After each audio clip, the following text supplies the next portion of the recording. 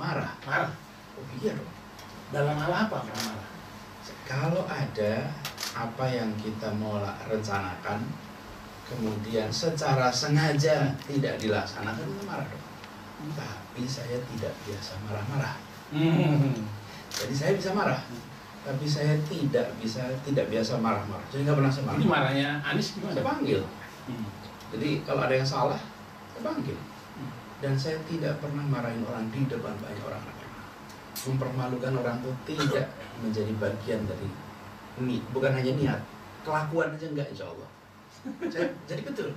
Tanya di kementerian, saya pernah beri Kementerian Pendidikan, itu kalau ada yang salah, saya panggil. Bukan hanya itu, kalau ada yang bikin statement di media tidak sesuai dengan garis, saya panggil.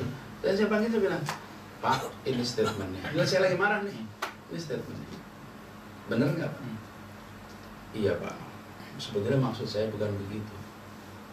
Ini tidak boleh terjadi. Ini. Atau sebaliknya, program nggak jalan, saya panggil. Tetapi saya tidak marah-marah. Karena kalau marah-marah tuh uring-uringan. Kemudian panggil orang di depan banyak orang dulu. Menurut saya ini pengalaman sama ini. Jadi marah ya, tapi marah-marah insya Allah enggak. Dan kalau ada situasi apapun, senyum saja, bahagia. Senyum aja. Situasi apapun.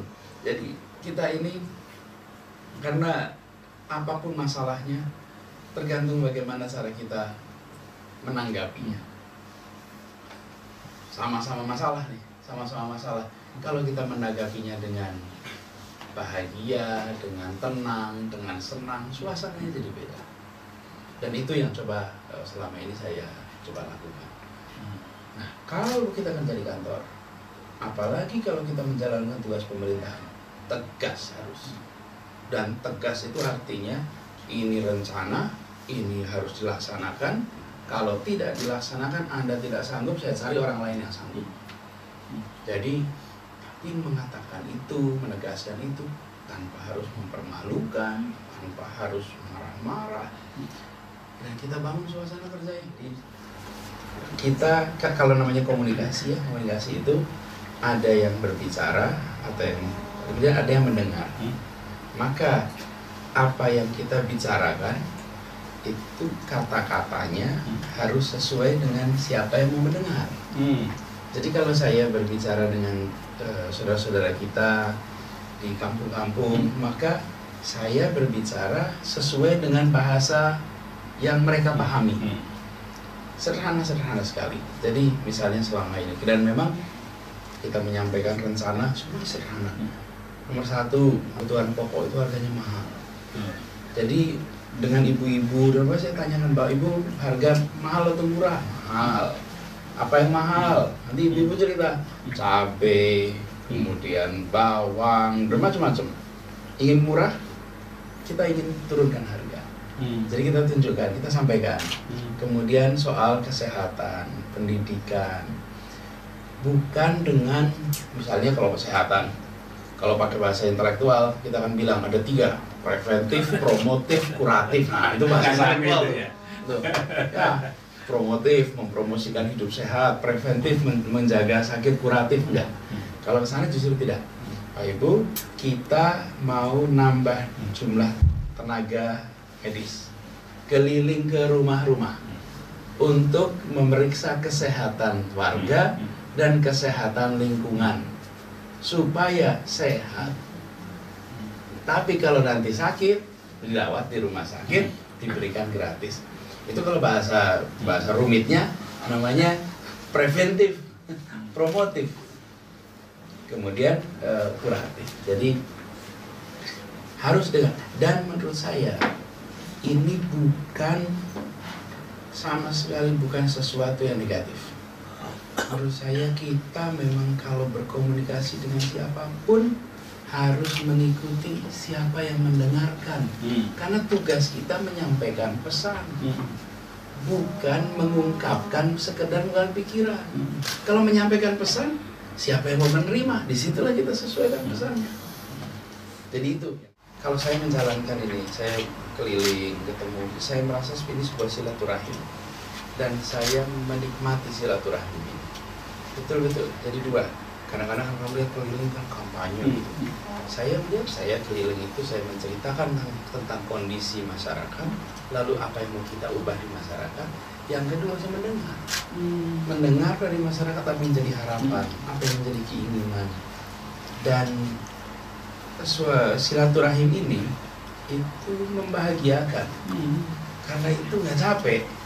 Memang secara fisik ya mungkin melelahkan, tapi begitu sampai di mobil saya sempat istirahat. Kadang-kadang saya merasa gini, Bang, seperti kalau saya diajak sama saya istri berdua nih, saya sama istri pergi cari baju gitu ke toko baju. Itu baru masuk toko baju, itu saya nyari 20 menit, setengah jam aja saya udah capek nih. Capek nih. Ya Allah, nyari baju ya. Terus gantian nih. Nanti kalau saya ajak istri saya ke tempat toko elektronika, saya bisa 2 jam nggak ngerasa capek itu di situ. Jadi sebenarnya capek atau tidak itu hati kita. Hati kita. Kalau hati kita atau minatnya gitu ya. Minat. Kalau kita merasa menikmati yang kita jalani, maka insya Allah nggak capek. Cerita saya ini. Ketika saya pimpin Kementerian Pendidikan dan Kebudayaan, rencananya 100%, yang terlaksana 94%. Wow. Dan itu salah satu yang tertinggi di seluruh kementerian yang ada. 94%. Jadi kalau dapat amanat, cara menilai pemimpin adalah gampang. Rencananya apa? Yang berjalan apa? Di situ baru bisa dinilai seorang pemimpin berhasil atau tidak. Lalu jawaban kenapa turun panggung kenapa waktu itu? Wallahu a'lam. Wallahu a'lam. Jadi saya juga tidak tahu. Saya juga tidak tahu. Itu jawaban paling jujur itu ya? Ya Allah alam. Saya tidak tahu dan saya tidak tanya juga sama Pak Presiden. Yang miskin makin miskin, yang makmur makin makmur. Kenapa bisa terjadi? Saya pikir apa yang terjadi? Coba bayangkan, keluarga miskin, anaknya dikirim ke sekolah, kualitas sekolahnya rendah, tengah-tengah SMP putus sekolah, habis itu dia kerja serabutan, nanti umur 25-30 dia kawin, anaknya dikirim sekolah yang kualitas rendah lagi, putus sekolah lagi, miskin lagi. Jadi kemiskinannya terus berjalan. Kenapa? Karena pendidikannya tidak berkualitas. Sementara anak dari keluarga makmur, orang tuanya mengirimkan anak sekolah berkualitas, sehingga lulusannya baik, sehingga dapat pekerjaan berkualitas, sehingga jadi sejahtera. Apa sih yang bedain? Pendidikan bermutu dan tuntas. Yang satu pendidikannya tak bermutu dan putus. Oke, sekinan itu 2 generasi, 3 generasi, karena nggak sekolah bener. Nah kita beresinnya kemarin-kemarin nih dengan cara BLT, dengan cara ya itu cuma nyambung hidup.